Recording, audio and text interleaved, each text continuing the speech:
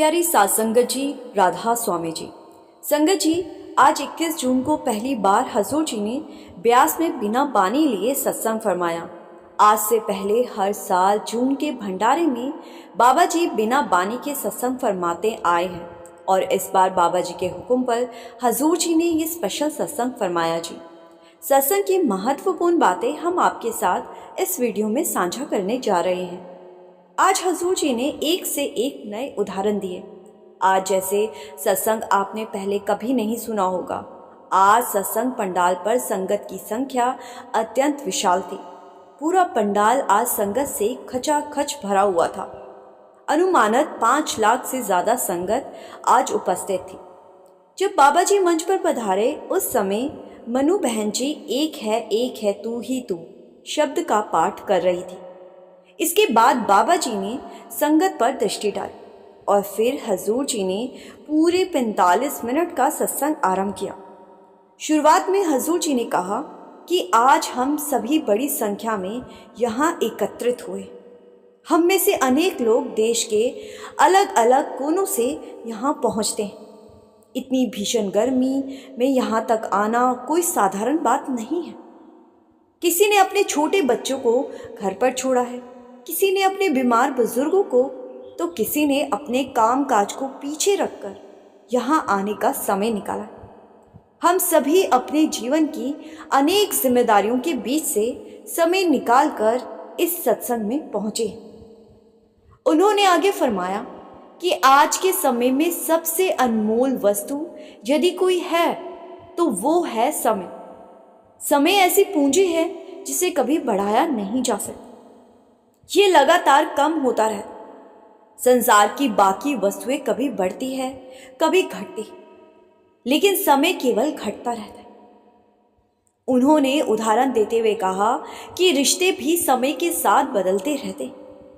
कभी उनमें प्रेम बढ़ता है तो कभी मतभेद आने लगते।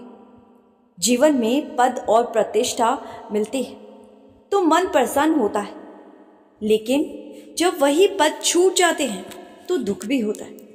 संसार की हर वस्तु आने जाने वाली है, परंतु समय एक ऐसी चीज है जो लगातार हमारे हाथों से फिसलती चली जाती। फिर बाबा जी ने जन्मदिन की चर्चा करते हुए कहा कि हम हर वर्ष अपना जन्मदिन बड़े उत्साह से मनाते हैं, लेकिन अक्सर ये भूल जाते हैं कि हर जन्मदिन हमें हमारी अंतिम मंजिल के और निकट ले जा रहा होता है। हमारे हर जन्मदिन के साथ हमारे जीवन का एक और वर्ष कम हो जाता है और हम मृत्यु की ओर एक कदम और बढ़ जाते हैं। उन्होंने संतों की शिक्षाओं का उल्लेख करते हुए कहा कि वास्तविक विजय मन पर काबू करने में। इसी कारण संतों ने कहा है, मन जीते जग जीत। जो व्यक्ति अपने मन को वश में कर लेता है वही सच्चा वीर कहलाता है। जीवन का सबसे बड़ा संघर्ष बाहरी दुनिया से नहीं बल्कि अपने मन से है। मन को जीतने के लिए समय देना पड़ता है। जब हम नियमित अभ्यास करेंगे, भजन सिमरन करेंगे, तब धीरे धीरे मन नियंत्रण में आएगा। वही समय वास्तव में हमारे आध्यात्मिक खाते में दर्ज हो। उन्होंने आगे कहा कि क्या हमने कभी विचार किया है कि हम सत्संगों में क्यों जाते? क्योंकि हमारी आत्मा स्वभाव से अपने मूल स्रोत परमात्मा की ओर अपने आप खिंचती है। भीतर एक कमी का एहसास होता है और उसी कमी को पूरा करने की चाह हमें सत्संग तक लेकर आती है। ये बहुत सौभाग्य की बात है कि हमें सत्संग सुनने का अवसर मिला, लेकिन संत मत केवल सुनने का मार्ग नहीं है बल्कि करने का मार्ग है। जिस कार्य को हम जितना अधिक समय देते हैं उसी क्षेत्र में हमें उतनी ही अधिक सफलता प्राप्त होती। यदि हम अपने रिश्तों को समय देते हैं तो उनमें प्रेम बढ़ता है। यदि हम मेहनत करते हैं तो हमें सम्मान और उपलब्धियां मिलती। उसी प्रकार यदि हम आध्यात्मिक साधना को समय देंगे तो मालिक के साथ अपने रिश्ते को और मजबूत करते हैं। और हजूर जी ने आगे कहा कि अक्सर हमारे मन में सवाल उठता है कि परमात्मा कहाँ मिलता है? क्या वो केवल किसी विशेष धार्मिक स्थल में ही मौजूद है? हजूर जी फरमाते हैं कि परमात्मा तो कण कण में विराजमान है। हम धार्मिक स्थान देखते हैं और मान लेते हैं कि भगवान केवल मंदिर, मस्जिद, गुरुद्वारे या चर्च में ही है। लेकिन संतों ने तो इससे कहीं व्यापक सत्य बताया है। कबीर साहब ने कहा है, घट घट में हरि बसे, संतन कहियो पुकार, सब घट मेरे साइया, सुनी सेजना कोय, बलिहारी व घाट की जे घट प्रगट होए। अर्थात परमात्मा प्रत्येक जीव और प्रत्येक हृदय में विद्यमान है। इसी सत्य को वाणी में भी कहा गया है, सब गोविंद है, सब गोविंद है, गोविंद बिंद ना कोई। हजूर जी बोले, जहां भी हमारी दृष्टि जाती है वहां उसी परम सत्ता का विस्तार दिखाई देता है। हजूर जी आगे फरमाते हैं कि इसी कारण वाणी में कहा गया है, आपे रसिया आपे रसना हार। अर्थात वही परमात्मा अनुभव करने वाला भी है और अनुभव का विषय भी वही है। वो कहते हैं कि दुर्भाग्यवश हमारा व्यवहार धर्म स्थलों और सामाजिक पहचान तक सीमित होकर रह गया। हम जातियों और समूहों के दायरों में उलझ जाते और उस एक परमात्मा को देख ही नहीं पाते जो सबके भीतर समान रूप से विद्यमान है। हजूर जी ने इस संदर्भ में भाई घनैया जी की साखी का भी उल्लेख किया। उन्होंने बताया कि युद्ध के मैदान में भाई घनैया जी केवल अपने साथियों को ही नहीं बल्कि घायल शत्रुओं को भी पानी पिलाते थे। जब इनसे इसका कारण पूछा गया तो उन्होंने कहा कि उन्हें हर व्यक्ति में एक ही परमात्मा दिखाई देता है। उनके लिए कोई अपना और पराया नहीं था। हजूर जी कहते हैं कि हम अक्सर अपने धार्मिक दायरों से बाहर निकल ही नहीं पाते, जबकि आध्यात्मिकता का वास्तविक प्रभाव हमारे चरित्र और व्यवहार में दिखाई देना चाहिए। यदि हमारी साधना का असर हमारे आचरण में नहीं दिखता तो हमें स्वयं से प्रश्न करना चाहिए कि हम वास्तव में क्या प्राप्त कर रहे हैं। वो आगे कहते हैं कि हम संतों की महानता की चर्चा तो करते हैं, लेकिन ये समझना चाहिए कि संत स्वयं उस परम सत्य की ओर संकेत करते हैं। परमात्मा को शब्दों में पूरी तरह व्यक्त नहीं किया जा सकता। इसीलिए संतों ने कहा है, जो तो दिसे सो तो नाही, जो है सो कहा ना जाए। अर्थात जो दिखाई देता है वो परम सत्य नहीं है और जो वास्तविक सत्य है उसे शब्दों में व्यक्त नहीं किया जा सकता। जैसे एक गूंगा गुड़ खाकर उसकी मिठास को शब्दों में बयान नहीं कर सकता, ठीक वैसे ही मालिक का अनुभव मिलने के बाद हम उस अनुभव को शब्दों में बयान नहीं कर सकते। हजूर जी ने आगे फरमाया कि मन बहुत चतुर है। जहां हम समय लगाते हैं वहां परिणाम की अपेक्षा भी करने लगते हैं। यदि हम व्यापार में समय लगाते हैं तो हमें लाभ और उन्नति की आशा होती। यदि हम रिश्तों में समय देते हैं तो हमें उनसे बदले में प्रेम और सहयोग की उम्मीद होती। यदि हम बच्चों का पालन पोषण करते हैं तो मन में ये आशा पैदा हो जाती है कि भविष्य में जब हम बूढ़े हो जाएंगे तो वो हमारी देखभाल करेंगे। लेकिन आध्यात्मिक मार्ग का स्वरूप कुछ अलग ही है।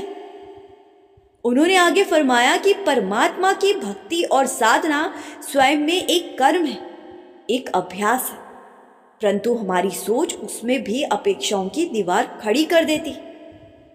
हम हर जगह परिणाम खोजने लगते हैं। हमने दुनिया के कामों में परिणाम खोजे, रिश्तों में परिणाम खोजे और फिर उसी दृष्टि को आध्यात्मिकता के साथ भी जोड़ लिया। जब हम भजन, सिमरन या आध्यात्मिक अभ्यास करते तो हमें ये देखना चाहिए कि क्या हम वास्तव में भीतर से बदल रहे हैं, क्या हम परमात्मा की ओर आगे बढ़ रहे हैं, क्या हमारे अंदर आध्यात्मिक प्रगति हो रही है। लेकिन हम तो वहां भी उम्मीद जोड़ लेते हैं और हम सोचते हैं कि साधना करने से हमारे सारे सांसारिक कार्य अपने आप सफल हो जाएंगे। जब ऐसा नहीं होता, हमारी इच्छाएं पूरी नहीं होती, तो हमारा विश्वास डगमगाने लगता। बाबा जी ने आगे समझाया कि यही सबसे बड़ी भूल है। आध्यात्मिक मार्ग का उद्देश्य परमात्मा की प्राप्ति और आत्मिक उन्नति है, ना कि सांसारिक इच्छाओं की पूर्ति। इसीलिए हमें अपने अभ्यास को केवल प्रभु प्रेम और आत्मिक विकास के लिए करना चाहिए, ना कि किसी दुनियावी परिणाम की अपेक्षा से। जब ये समझ हमारे भीतर आ जाती है, तभी सच्चे अर्थों में आध्यात्मिक यात्रा आगे बढ़ती है। हजूर जी आगे कहते हैं कि हम प्राय केवल परिणामों पर ही ध्यान देते हैं, जबकि वास्तविक आवश्यकता अपने प्रयासों पर ध्यान देने की है।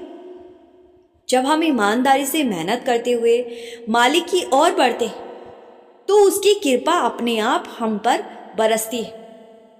आध्यात्मिक मार्ग पर चलकर ही मनुष्य अपने जीवन का वास्तविक उद्देश्य समझ सकता है और सच्चे अर्थों में इंसान बन सकता है। हजूर जी आगे समझाते हैं कि जीवन में उतार चढ़ाव तो आते ही रहते हैं। सुख और दुख दोनों ही संसार का हिस्सा है, लेकिन हमारा लक्ष्य इन परिस्थितियों से ऊपर उठकर सहज अवस्था को प्राप्त करना होना चाहिए। इसके लिए हमें यह भी देखना चाहिए कि क्या हम भजन सिमरन के प्रति अपनी जिम्मेदारी पूरी निष्ठा से निभा रहे हैं या नहीं। भजन सिमरन आध्यात्मिक यात्रा का एक महत्वपूर्ण आधार है।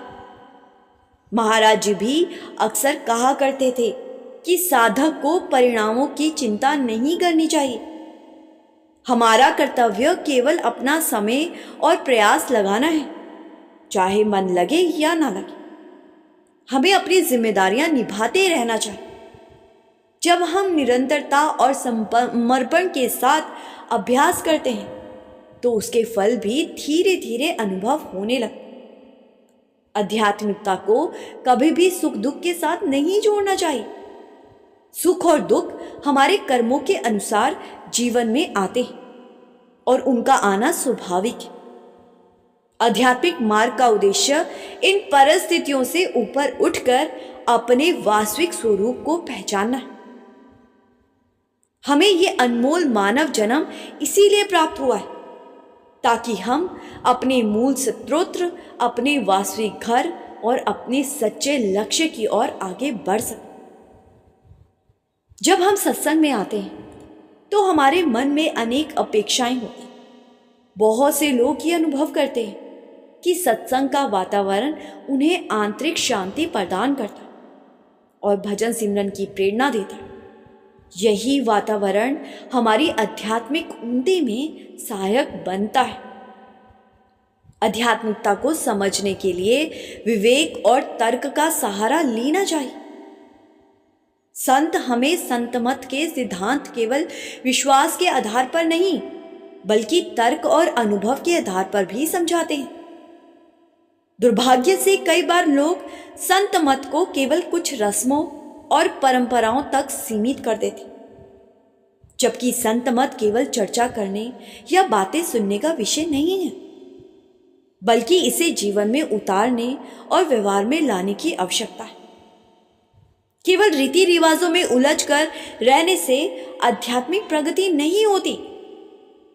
बाहरी परंपराएं यहीं रह जाती, लेकिन आत्मिक कमाई हमारे साथ चलती है। इसीलिए संत मत को स्पष्ट रूप से समझना और उसके वास्तविक स्वरूप को जानना अत्यंत आवश्यक है। हजूर जी फिर एक महत्वपूर्ण प्रश्न उठाते, आखिर कुल मालिक कौन है। वो बताते हैं कि मूल मंत्र की शुरुआत ही एक परम सत्ता की ओर घोषणा से होती है। सभी संतों और महापुरुषों ने अपने अनुभव के माध्यम से उसी एक परमात्मा का परिचय कराया है। ग्रंथों और वाणियों में भी उसी सत्य का वर्णन मिलता है। हम धार्मिक ग्रंथों को पढ़ते तो हैं, लेकिन अक्सर हमारी कथनी और करनी में बहुत अंतर होता है। जो बातें हम कहते हैं, उन्हें अपने जीवन में उतार नहीं पाते। यही कारण है कि हम सत्य को जानते हुए भी उनसे दूर रह जाते। समय के साथ मनुष्य ने अनेक देवी देवताओं और विभिन्न रूपों को परम सत्ता का स्वरूप मान लिया, जबकि वास्तविकता ये है कि परमात्मा निराकार है। उसका कोई आकार, रूप, जाति या सीमित पहचान नहीं है। इसी सत्य को बाइबल में भी कहा गया है, लॉर्ड इज वन, अर्थात प्रभु एक ही है। पलटू साहिब ने भी यही संदेश दिया है कि पलटू एको एक है, दूजा ना है कोई। गुरुबानी की शुरुआत भी एक ओंकार से होती, जो हमें बार बार यही स्मरण कराती कि मालिक केवल एक है। दुनिया का हर धर्म उस एक परम सत्ता की तरफ इशारा करता। किसी भी धर्म में ये नहीं कहा गया कि मालिक एक से अधिक है। हजूर जी आगे फरमाते हैं कि बानी में स्पष्ट कहा गया है कि उस परमात्मा की कोई जाति, वर्ण या पहचान नहीं है। कबीर साहिब भी कहते हैं कि हम वासी उस देश के जहाँ जाति, वर्ण, कुल नहीं, वहाँ केवल शब्द का मिलन होता है, शरीरों का नहीं। हजूर जी कहते हैं कि जिन संतों ने जीवन भर उस एक परमात्मा का प्रचार किया, दुर्भाग्य से हम उन्हीं संतों को अलग अलग धर्मों और मजहबों में बांट बैठे हैं। जिन महापुरुषों ने मानवता को एकता का संदेश दिया, हमने उन्हें भी छोटे दायरों में विभाजित कर दिया, जबकि उनका वास्तविक संदेश केवल यही था कि समस्त सृष्टि का मालिक एक है और सभी जीव उसी की संतान है। हजूर जी कहते हैं कि परमात्मा तो एक ही है, लेकिन मनुष्य ने उसे धर्मों, संप्रदायों और जातियों में बांट दिया है। हम ये मानने को तैयार नहीं होते कि परमात्मा इन सभी सीमाओं से परे। कई बार हम स्वयं दावा करते हैं कि हम जात, पात और धर्म के भेदभाव से ऊपर उठ चुके हैं, लेकिन जब जीवन की वास्तविक परिस्थितियां सामने आती है, तब हमारी सोच का वास्तविक स्वरूप दिखाई देता है। वो उदाहरण देते हुए कहते हैं कि जब घर में विवाह का अवसर या कोई दूसरा शुभ अवसर आता है, तब सबसे पहले हम धर्म, जाति, गोत्र, कुंडली और ना जाने कितनी बातों को महत्व देने लगते। यदि वास्तव में हम इन भेदों से ऊपर उठ चुके होते, तो फिर इन बातों का इतना प्रभाव हमारे निर्णयों पर क्यों होता? हमें क्या लगता है, कुंडली मिला लेने से हम अपने कर्मों से बच जाएंगे? जब हमारे जीवन में कुछ बुरा घट जाए, तो हम अक्सर कह देते कि समय ही खराब था। लेकिन जी, सच तो ये है कि परमात्मा ने कहीं भी अच्छे या बुरे समय का भेद नहीं बताया। ये सब मनुष्य द्वारा निर्मित धारणाएं। प्राचीन समय में जाति व्यवस्था का उद्देश्य कुछ और था। उस समय शिक्षा हर व्यक्ति तक नहीं पहुंचती थी और समाज का ढांचा आज की तरह विकसित नहीं था। बच्चे सामान्यतः उसी जीवन शैली को अपनाते थे जो उनके माता पिता जीते थे। ज्ञान सीमित होने के कारण लोगों के लिए अपने ही समुदाय में विवाह करना जीवन को सरल बनाने का एक माध्यम था। लेकिन आज, जबकि शिक्षा, जानकारी और अवसर हर ओर उपलब्ध है, तब भी हम इन भेदभावों को क्यों पकड़े हुए हैं? यदि किसी तरह हम जाति और धर्म के भेद से ऊपर भी उठ जाएं, तो फिर हम धन, दौलत, रूप, रंग, सामाजिक प्रतिष्ठा और बाहरी दिखावे को महत्व देने लगते, अर्थात मन किसी न किसी आधार पर विभाजन खोज ही लेता है। इसके बाद हजूर जी ने एक और महत्वपूर्ण प्रश्न उठाया। वो बोले कि क्या हम अपने दैनिक जीवन में हर निर्णय को तर्क और विवेक की कसौटी पर परखते हैं? क्या हम वास्तव में उस मानवता को जी रहे हैं जिसके बारे में हम बात करते हैं? वो कहते हैं कि यदि हमारे भीतर वास्तविक इंसानियत होती तो वो हमारे व्यवहार में दिखाई देती। लेकिन आज हमें ये सोचना होगा कि वो इंसानियत कहाँ खो गई। हजूर जी आगे समझाते हैं कि अक्सर हम सोचते हैं, इस सृष्टि को किसने बनाया, कैसे इसका निर्माण। हजूर जी ने कहा कि विज्ञान भी मानती है सृष्टि का निर्माण एक बहुत बड़े धमाके और उससे पैदा होने वाली रोशनी से हुआ था। इस पूरी सृष्टि का निर्माण उस परम सत्ता ने किया जो कण कण में विराजमान है।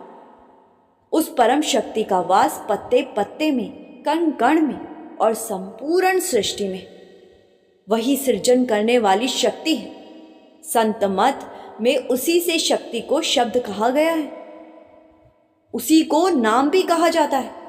बाइबल में भी उसी सत्य को वर्ड अर्थात दिव्य वचन के रूप में वर्णित किया गया है। बानी में भी कहा गया है, नामो उपजे नामो बिन से, अर्थात संपूर्ण सृष्टि उसी दिव्य शक्ति से उत्पन्न हुई और अंततः उसी में विलीन हो जाती। वही शक्ति सृष्टि की रचना करने वाली, उसका पालन करने वाली और उसे संचालित करने वाली मूल सत्ता है। हजूर जी फरमाते हैं कि जिस शक्ति से इस सृष्टि की रचना हुई है, उसी शक्ति में एक दिन ये संपूर्ण सृष्टि विलीन भी हो जाती।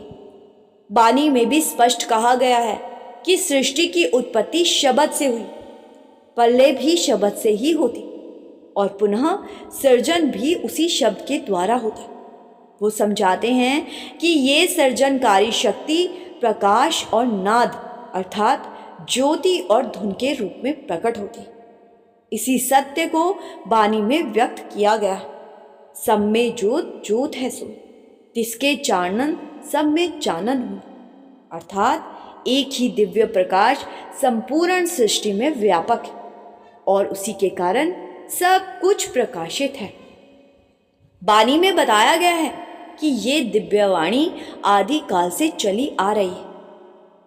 बाणी वजी जो चुगी साचो सच सुनाए, ये वो सत्य है जो युगों युगों से संतों द्वारा सुनाया जाता रहा है। हजूर जी कहते हैं कि संत जो कुछ लिखते हैं वो केवल पढ़ी हुई बातें नहीं होती, बल्कि उनके अपने अनुभवों का सार होता है। वो उनकी आत्मिक कमाई और प्रत्यक्ष अनुभूति का वर्णन होता है। इसीलिए हमें उनकी जीवन यात्रा और अनुभवों से सीख लेने की आवश्यकता होती। वो कहते हैं कि जब हम किसी धर्म स्थल पर जाते हैं तो वहाँ अक्सर ज्योति और ध्वनि दोनों का उल्लेख मिलता है। कहीं दीपक जलाया जाता है, कहीं घंटियाँ बजाई जाती है। इन दोनों प्रतीकों के माध्यम से प्रकाश और नाद की ओर संकेत किया जाता है, अर्थात आध्यात्मिक मार्ग में इन दोनों का विशेष महत्व है। आगे हजूर जी ने फरमाते हुए समझाया कि हमें अपने भीतर श्रद्धा और प्रेम उत्पन्न करके उस दिव्य शब्द से जुड़ने का प्रयास करना चाहिए। संत मत का उद्देश्य भी यही है कि मनुष्य अपनी चेतना को उस परम शक्ति के साथ जोड़ सके। इसी संदर्भ में हजूर जी गुरबाणी की पंक्ति शब्द गुरु सूरत धुन चेला का उल्लेख करते। वो समझाते हैं कि हमें बाहरी बातों में उलझने के बजाय भीतर की ओर मुड़ना चाहिए। वास्तविक गुरु शब्द है और आत्मा उसका शिष्य है। ये शरीर अपने बल पर आध्यात्मिक मार्ग को पूर्ण नहीं कर सकता। इस मार्ग पर चलने की शक्ति आत्मा को शब्द से जुड़ने पर ही प्राप्त होती। आगे हजूर जी ने फरमाया कि क्या हमने इस बात का चिंतन किया है कि असंख्य योनियों में भटकने के बाद हमें ये दुर्लभ मानव जन्म प्राप्त हुआ है।